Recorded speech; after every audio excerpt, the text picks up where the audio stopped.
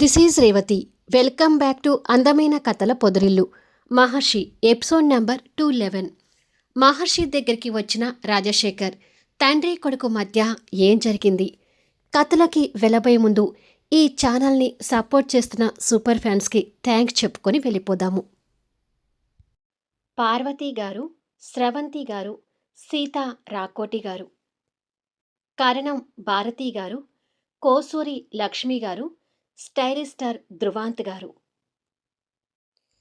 దివ్య చిగురుపాటి గారు, స్వప్న రాణి గారు, వెంకట శ్రీదేవి గారు, మీరందరూ స్పెషల్గా సూపర్ ఫ్యాన్స్ తీసుకొని ఛానల్ని సపోర్ట్ చేస్తున్నందుకు మీ అందరికీ పేరు పేరున నా హృదయపూర్వక ధన్యవాదాలండి. అలాగే మెంబర్షిప్ తీసుకున్న ప్రతి ఒక్కరికి కూడా థ్యాంక్ యూ సో మచ్. వీటితో పాటు మీ అమూల్యమైన కామెంట్స్తో పాటు లైక్స్, హైప్ అందిస్తూ ఛానల్ని సపోర్ట్ చేస్తున్న ప్రతి ఒక్కరికి కూడా thank you so much. Rajasekhar reception దగ్గరికి వచ్చి మహర్షిని కలవాలి అని అడుగుతాడు. అలా అడుగుతూ ఉండగానే బెనర్జీ బయటికి వస్తాడు. రాజశేఖర్ అంటే మామూలుగా అందరికీ తెలిసిన వ్యక్తి కాబట్టి, ఓ మీరా సార్, కూర్చోండి, ఇప్పుడే మహర్షి సార్కి ఫోన్ చేస్తాను అని రిసెప్షనిస్ట్ అంటుండగా బెనర్జీ స్నేహితుడి దగ్గరికి వచ్చి షర్ట్ కాలర్ దగ్గర ఉన్న టై పట్టుకొని పక్కకి లాక్కొని వెళ్తుంటాడు. అది చూసి రిసెప్షనిస్ట్ ఆశ్చర్యపోతూనే మహర్షికి ఫోన్ చేస్తుంటుంది.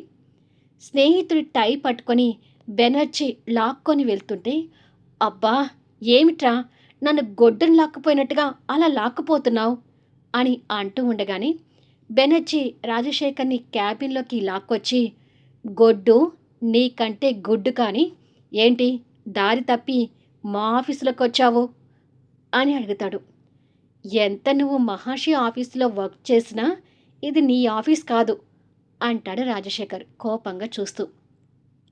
మహర్షి నా వాడైనప్పుడు ఈ జీవన గ్రూప్ ఆఫ్ ఇండస్ట్రీ కూడా నాదే, కానీ ముందు వచ్చిన విషయం ఏంటో చెప్పు అని ఉరిమే కలతో స్నేహితుని చూస్తూ అంటాడు. ఎందుకురా నేనంటే అంత కోపం? ఒక్కప్పుడు నాతో ఎలా ఉండేవాడివో అలా మాట్లాడవచ్చు కదా అంటాడు రాజశేఖర్ ఆశపడుతూ. ఆ మర్యాద నువ్వు దక్కించుకోలేదు, కానీ మహర్షిని ఎందుకు కలవటానికి వచ్చావో ముందు అది చెప్పమన్నానా అంటూ ఈసారి ఇంకాస్త సీరియస్ అవుతాడు. మహర్షి ఎంత నాకు శత్రువైనా నా కూతురు జీవితాన్ని సేవ్ చేశాడు కదా, థ్యాంక్స్ చెప్పి వెళ్దామని వచ్చాను అని అంటాడు. ఇప్పుడు నువ్వు థ్యాంక్స్ చెప్పకపోతే ఇక్కడ ఆఫీస్లో అంటుకుపోయేది ఏమీ లేదులే, కానీ వచ్చిన దారిన వెళ్ళిపో అంటాడు బెనర్జీ. నేను వచ్చింది మహర్షితో గొడవ పెట్టుకోవడానికి కాదురా, నిజంగానే థ్యాంక్స్ చెప్పడానికి వచ్చాను అంటాడు రాజశేఖర్. నువ్వు థ్యాంక్స్ చెప్తే మహర్షి నీ థ్యాంక్స్ని రిసీవ్ చేసుకుంటాను అనుకుంటున్నావా? అది కలలో కూడా ఊహించుకోకు అంటాడు బెనర్జీ. అసలు నేనేం చేశాన్రా అతనికి నా మీద ఇంత కోపం అని రాజశేఖర్ అంటూ ఉండగా మహర్షి లోపలికొస్తూ, మా అమ్మ జీవితాన్ని నిలువున నాశనం చేశావు అని అంటాడు. అయ్యో, వీళ్ళిద్దరు ఎదుట పడకూడదని నేను రాజశేఖర్ని ఇక్కడికి తీసుకొస్తే మహర్షి ఇక్కడికి వచ్చాడేంటి అని అనుకుంటూ బెనర్జీ గారు కాస్త భయపడుతుంటాడు. థ్యాంక్స్ చెప్పాలనుకున్న రాజశేఖర్ మహర్షి మాటలు విని కాస్త కోపం తెచ్చుకుంటూ, మళ్ళీ అదే మాట అంటావేంటి మహర్షి అని అడుగుతాడు. మళ్ళీ కాదు, నేననేది సత్యం కాబట్టి ఎప్పుడు ఇదే మాట అంటాను అని మహర్షి కల్లెర చేసి రెట్టించిన వాయిస్తో అంటాడు. నేను మీ అమ్మ నాశనం చేయటం కాదు, మీ అమ్మని నిలువున నన్ను మోసం చేస్తుందని చెప్తున్నా కూడా ఎందుకు అర్థం చేసుకోవు అని అడుగుతాడు రాజశేఖర్. మిస్టర్ రాజశేఖర్, మా అమ్మని తప్పున పట్టి మాట్లాడితే నాలుక చీలేస్తాను అంటాడు మహర్షి ఆవేశపడుతూ. రాజశేఖర్ చూస్తే మహర్షి ఆవేశం కట్టలు తెంచుకుంటుందని బెనర్జీ గారికి తెలుసు కాబట్టి భయపడుతూ, please Maharshi, control your self అని అంటాడు. మీరాగండి బెనర్జీ గారు, ఇతగాడికి ఇంత వయసు వచ్చినా కూడా కాస్త కూడా ఆలోచన విధానం మార్చుకోకుండా ఇంకా మా అమ్మనే తప్పు పట్టి మాట్లాడుతున్నాడు. పాపం మా అమ్మ ఒక ప్రాస్టిట్యూట్గా మా అమ్మ ఎన్ని కష్టాలు పడిందో నేను దగ్గరుండి చూశాను కాబట్టి ఇతని మీద ఉన్న కోపాన్ని కంట్రోల్ చేసుకోలేకపోతున్నాను అంటాడు మహర్షి. మీ అమ్మ బుద్ధి మంచిది కాక అలా మారితే దానికి నన్ను తప్పు పడతావేంటి అంటాడు రాజశేఖర్.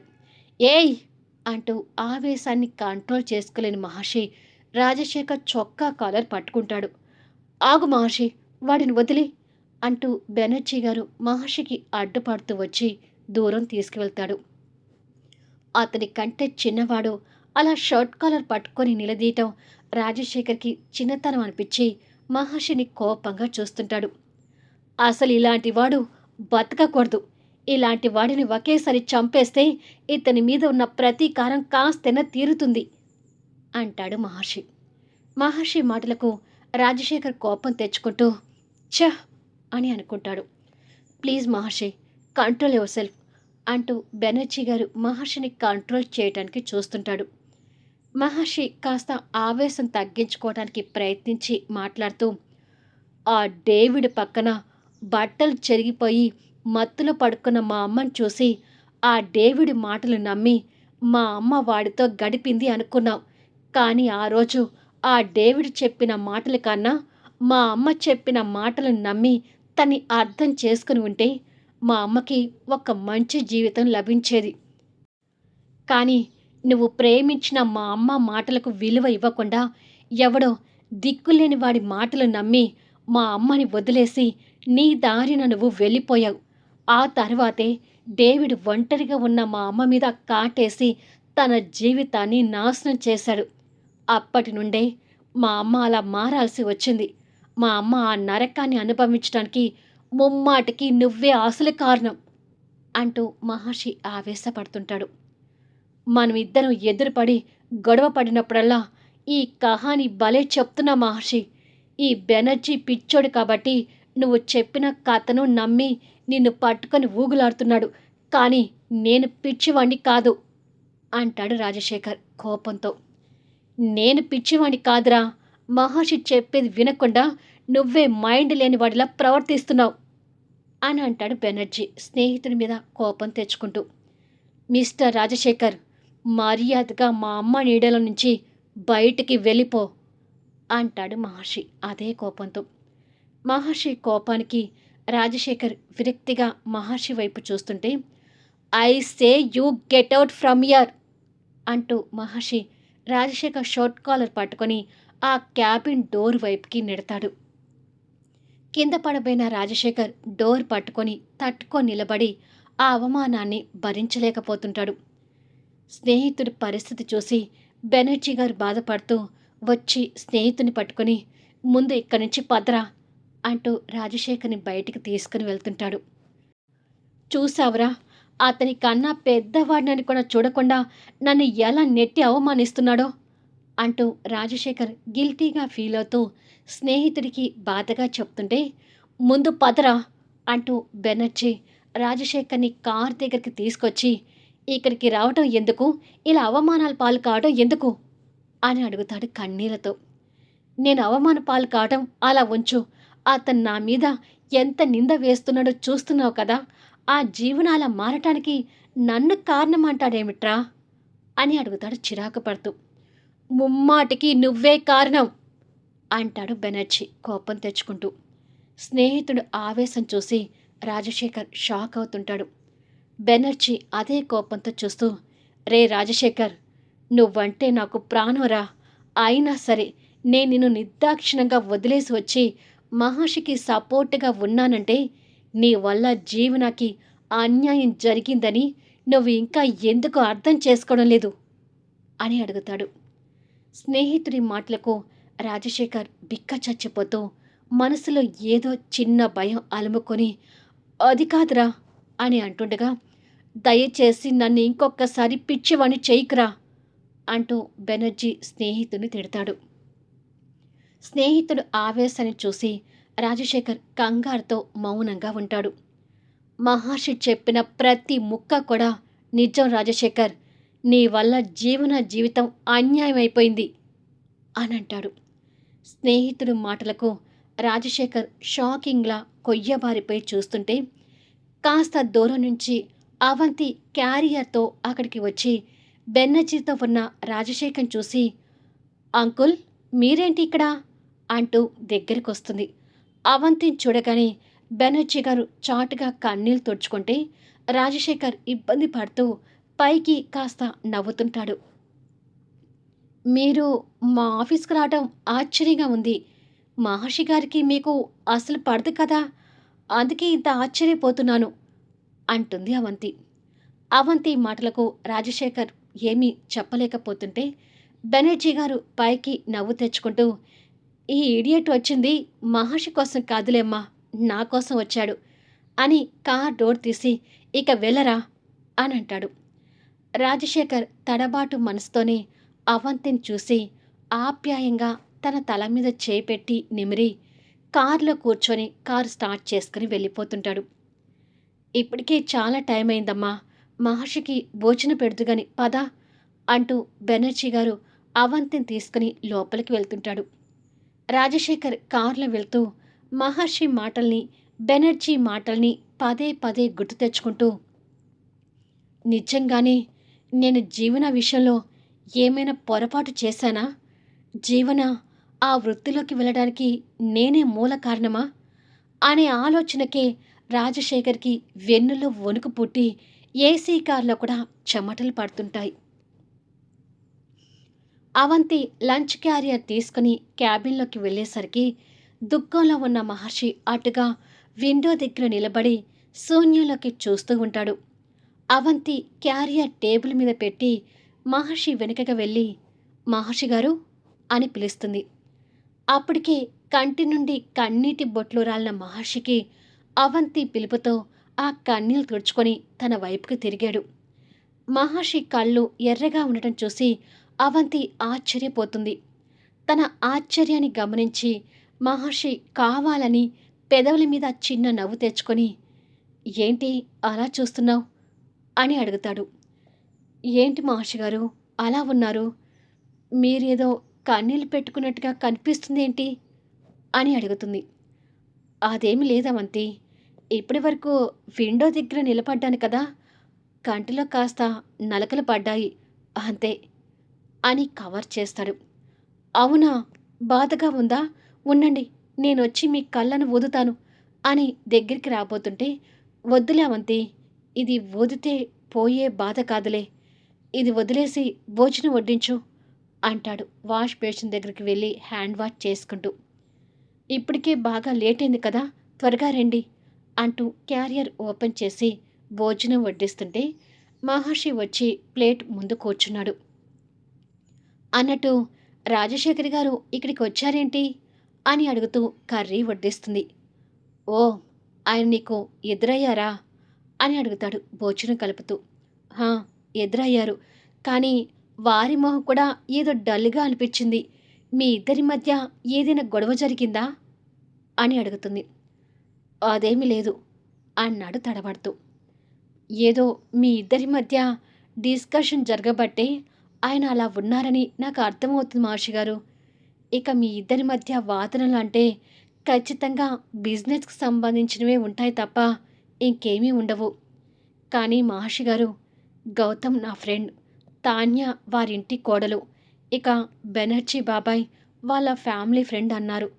వెంకట్ మిథున మీకు ఎంత ఇష్టమో నేనిక వేరే చెప్పాల్సిన అవసరం లేదు. ఈ రెండు కుటుంబాల మధ్య ఇన్ని అనుబంధాలు పెట్టుకొని బిజినెస్ దగ్గర గొడవలు పడటం ఎందుకు? ఇప్పుడు కాకపోయినా రాబోయే రోజులైనా మన ఫ్యామిలీ వాళ్ళ ఫ్యామిలీ స్నేహంగా కలవాలని చిన్న ఆశ అని అంటుంది. అవంతి మాటలకు మహర్షి తినే భోజనం ఆపి, అది ఎప్పటికీ జరగదు అవంతి, అలాంటి ఆశలేమీ పెట్టుకోకు అంటాడు కాస్త సీరియస్ అవుతూ. సడన్గా మహర్షి అలా సీరియస్ అయ్యేసరికి అవంతి ఆశ్చర్యంగా చూస్తుంటుంది. గౌతమ్ నీకు ఫ్రెండ్ కావచ్చు, మిథునాని నేను చెల్లెలుగా చూడొచ్చు, అలా అని చెప్పి ఆ రాజశేఖర్ గారిని ఫ్యామిలీ ఫ్రెండ్గా మాత్రం ఎప్పటికీ చూడను అని అంటాడు అదే కోపంతో. సారీ మహర్షి గారు, మీరు ఇంతగా కోపం తెచ్చుకుంటారనుకుంటే నేను అసలు అలా మాట్లాడకపోయేదాన్ని. ఐఎమ్ వెరీ సారీ, ప్లీజ్ భోజనం చేయండి అని అంటుంది. అవంతి మాటలతో మహర్షి కోపాన్ని కంట్రోల్ తెచ్చుకొని, "నువ్వు భోజనం చేశావా?" అని అడుగుతాడు. "ఇంక లేదు, నేను ఇంటికి వెళ్ళి చేస్తానులేండి" అని అంటుంది.